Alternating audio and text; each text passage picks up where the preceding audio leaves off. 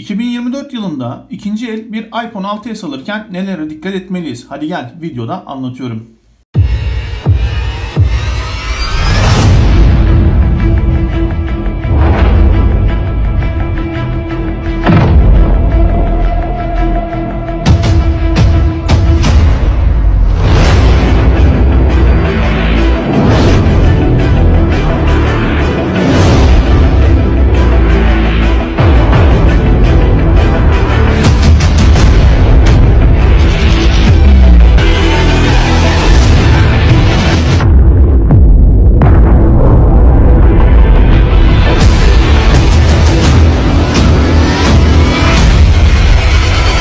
Evet, intro atladıktan sonra videoya tekrar hoş geldiniz. 2024 yılında iPhone 6s, iPhone 7 veya 8 gibi ya da SE serisi gibi cihazlar alırken nelere dikkat etmeniz gerekli olduğuna dair size birkaç tane ufak tüyo vermem gerekiyor gençler. Çünkü bana çok yorumlarda geliyor. Abi iPhone 6s alırken bataryası %100 ya da ekranı şöyle, parmak izi çalışmıyor tarzı sorular bulunuyor. Bunlara toplu şekilde bir cevap vermeye ve ikinci el iPhone 6s cihazı alırken nelere dikkat etmeniz gerekli olduğuna dair şimdi size ufak tefek tüyolar vermeye başlayacağım.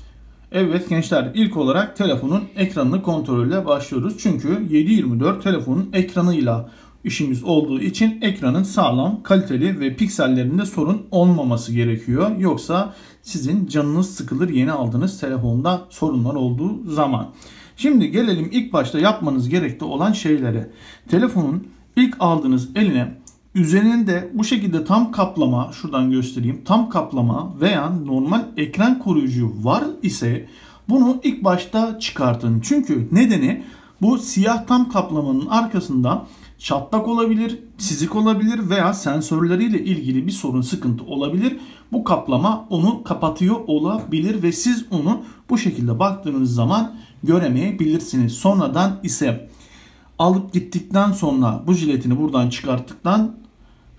çıkarttığınız zaman açıkçası çatlağı gördüğünüz zaman adama gidip ya bunun ekranı çatlakmış dediğiniz zaman adam size ya ben sana verdiğimde sağlamdı diye bir cevap verirse yapacak hiçbir şeyiniz yok. O yüzden ilk başta aldığınız zaman ekranındaki jiletinleri, tam ekran koruyucuları kaldırın.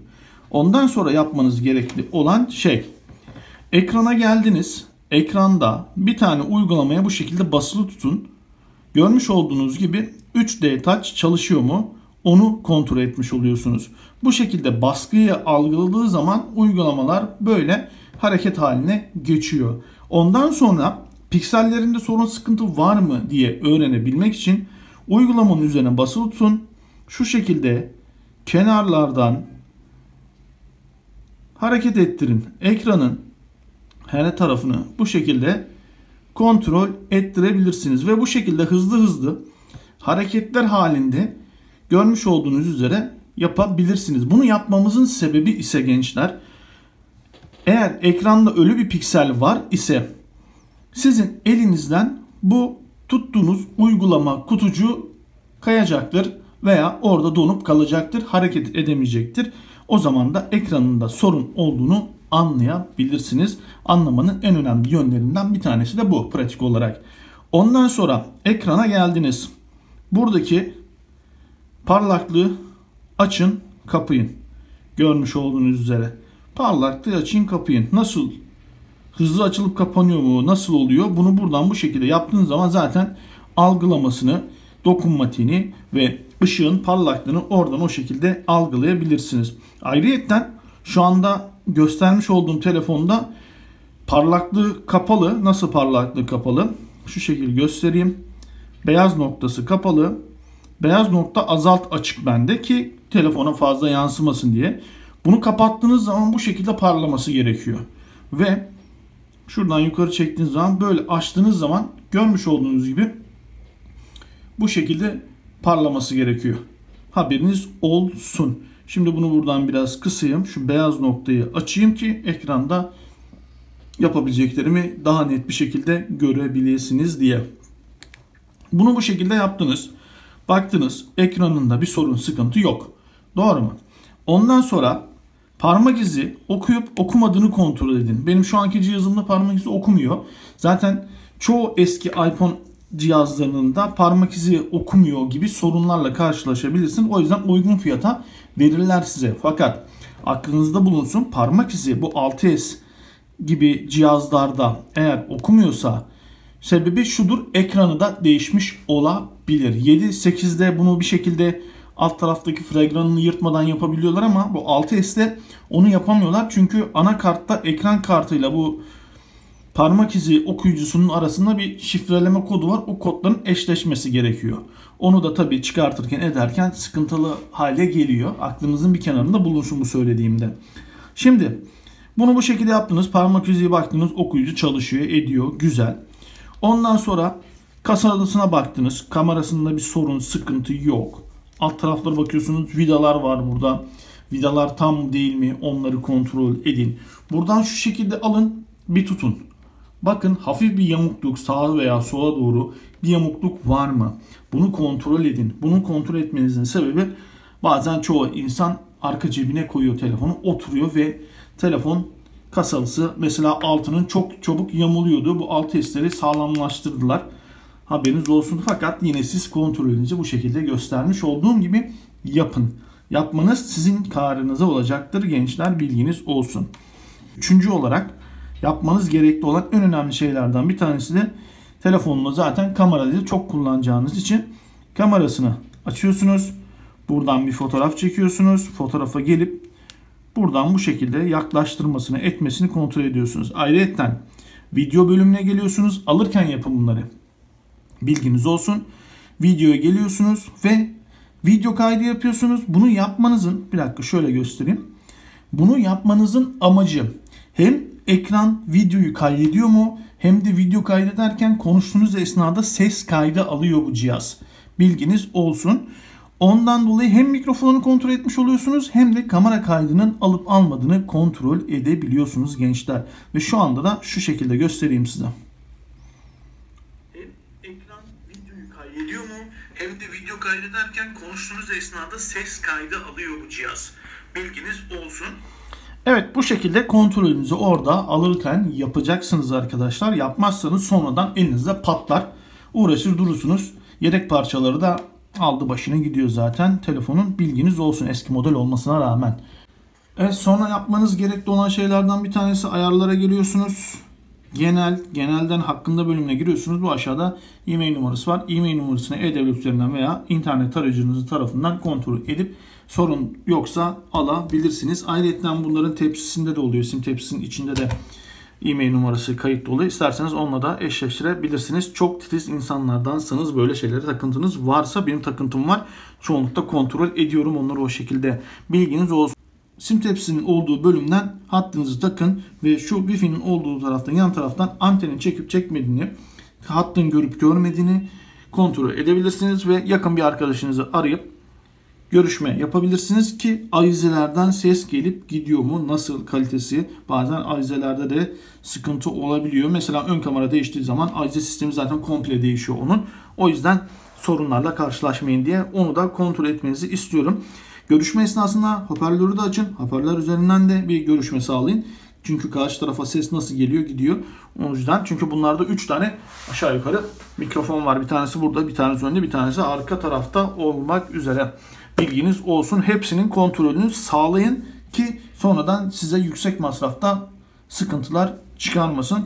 Bilginiz olsun. Ayrıca alacak olduğunuz cihazların kutusu var mı yok mu onu da kontrol edin. Kutusundaki e-mail numarasıyla buradaki e-mail numarasını da kontrol edin. Varsa faturasını da alın ama çoğu insan kaç senelik cihaz faturayı saklamıyor bile. Haberiniz olsun. Ama varsa kutusu daha da aklınıza yatabilir. Güvende olduğunuzu hissedebilirsiniz alıcı tarafından. Bilginiz olsun. Hadi geçelim diğer anlatacağım özelliğe. Şimdi kamerayı kontrol ettik, ekranı kontrol ettik, kasasına baktık, parmak izine baktık.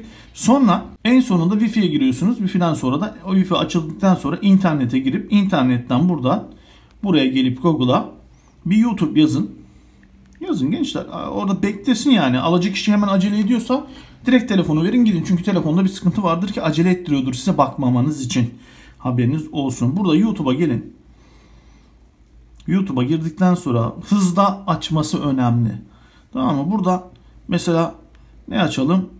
Şu şekilde şey açalım. Namazla ilgili. Şimdi bu namaz kılmayanların bakın, en büyük bahanelerinden bir tanesi. Bunu durdurayım. Şu şekil yapayım. Böyle açılıyor mu? Böyle göstereyim. Adamın içinde olacak. Bu şekil yapın. Bu şekil yaklaştırma şeyleri falan yapılıyor biliyorsunuz. Bunu şimdi buradan kapatalım. Bunu göstermek amaçlı gösterdim size. Bunu da bu şekil yaptınız. Wi-Fi'si de sağlam. Sonra Bluetooth'una gelin gençler. Nereden ayarlar kutusu? Bluetooth'una gelin. Bluetooth'la bir cihaza bağlanmaya çalışın. Bakın buradan açın. Bluetooth'a bağlanın. Buradan benim bilgisayarı görüyor. Buraya girin ve Bluetooth'la bir müzik dinlemeye çalışın. Kulaklığınızı bağlayın veya farklı bir şeyinizi bağlayın. Bir ses kalitesine bakın. Bazen Bluetooth görüyor ama ses kalitesinde gönderme esnasında sorunlar, sıkıntılar yaşanabiliyor. Bunları da başınıza gelmemesi için bunları yapmanızı size tavsiye ediyorum. Ondan sonra baktınız, ettiniz, dış görünüşü çok güzel, iyi, hoş. Adama sordunuz, alacağınız kişiye. Dediniz ki ya dediniz telefonunuz temiz ama değişen bir parçası var mı? Dediniz adam yok ya filan muhabbeti yaptı sizde. Haberiniz olsun. Yanınızda küçük bir bilgisayar varsa veya şöyle söyleyeyim, bir internet kafe varsa internet kafeye gidin. İnternet kafede şöyle söyleyeyim, vidayı sökmeden, şu alttaki vidaları sökmeden direktmen bakıp kontrol edebileceğiniz bir yazılım uygulaması var. Onu da şu an göstereceğim size. Evet, bu arada da 1950 olduk arkadaşlar. Bir 50 abone daha ateşleyin de 2000'i falan bulalım. Hızla kanalımız ilerlemeye devam ediyor zaten. Şimdi bunu şu yan tarafta, bunu böyle kapatalım gençler. Kapattıktan sonra bir şarj ettiğiniz cihazı hemen yan tarafında bir portunuz vardır zaten bilgisayara. Buraya geliyorsunuz. Buraya geldikten sonra cihazı şu şekilde bağlıyorsunuz. Cihazı bağladıktan sonra benim daha önceden burada dosyalarım var. Bu dosyaların içinde 3U Tools uygulaması var. Bu şekilde karşınıza çıkacak. Bu karşınıza çıktığı zaman direktmen evet'e basın ve uygulamanın açılmasını bekleyin. Bu esnada bunu açmaya kalktığınız zaman bu şekilde göstereyim. Cihazınıza güven veya güvenme diye bir kod gelecek. Bu şekilde bir uyarı şey gelecek. Güvene basıyorsunuz. Bunu kaçırmayın. Güvene basmadığınız sürece telefonunuzda uygulamanız hiçbir şekilde eşleşemez. Haberiniz olsun. Şimdi cihazınız açılıyor. Ve şunu biraz daha şöyle yaklaştırayım ki daha net görebilin gençler. Tamam, şimdi bu şekilde geldi. iPhone 6s cihazınızı yazıyor. Burada işte versiyonu, osu busu, e-mailleri falan. Ben tabii bu e-mailleri kapatmış olacağım. Şimdi cihazınızın içinde parça değişip değişmediğini bu hemen telefonun olduğu bölümün altından şöyle göstereyim. Bunun altından cihaz doğrulama raporu var burada. Buna bir kere dokunuyorsunuz ve cihazınızı saniyeler içinde tarayıp karşınıza değişmediğini çıkartıyor. Benim cihazım burada görmüş olduğunuz total store olarak 66 veriyor. Fakat bu skor zaten önemli. 60'tan aşağısını almayın. Yani direkt çöptür. Yani dünya uygulama şeyi değişmiştir. Buradan baktığınız zaman model numaraları iPhone 6s, iPhone 6s normal. David Clore'unu bahsediyor, normal. Hard diskinin normal olduğunu söylüyor.